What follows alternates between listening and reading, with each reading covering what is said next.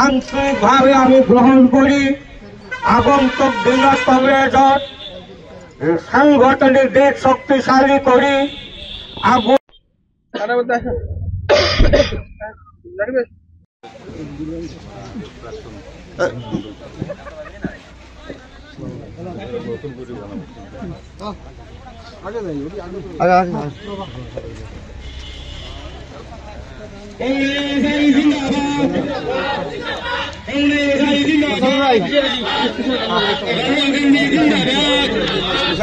নতুনকে সভাপতি নিৰ্বাচিত হলে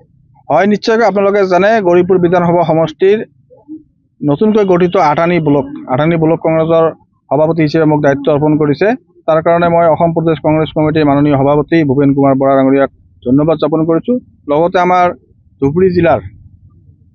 ধুবুৰী লোকসভা সমষ্টিৰ সন্মানীয় সাংসদ ৰকিবুল হুছেইন ডাঙৰীয়াকো মই ধন্যবাদ জ্ঞাপন কৰিছোঁ। কেনেদৰে আগবঢ়াই ল'ব আপুনি আগন্তুক দিনত? হয় নিশ্চয়কৈ ইতিমধ্যে দেখা পাইছে যে আমাৰ আজি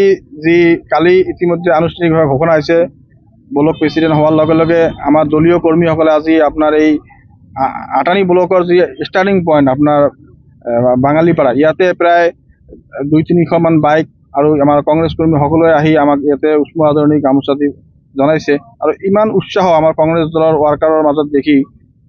আমি আগন্তুক দিনত পঞ্চায়ত নিৰ্বাচনে হওক বা আমাৰ বিধানসভা নিৰ্বাচনে হওক আমি যে আৰু ভাল ফলাফল দেখুৱাব পাৰিম এইটো কিন্তু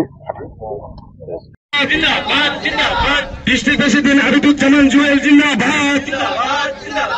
আদানি নতুন ডিসিসির প্রেসিডেন্ট মোস্তাফিজুর রহমান জিন্দাবাদ মোস্তাফিজুর রহমান আমাদের একটা জায়গাটা জিপির মন্ডল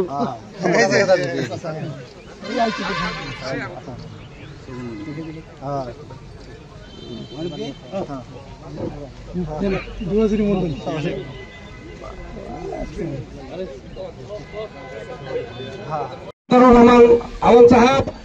আমার ধুবড়ী জেলার জেনারেল সেক্রেটারি মোস্তাফিজুর রহমান তথা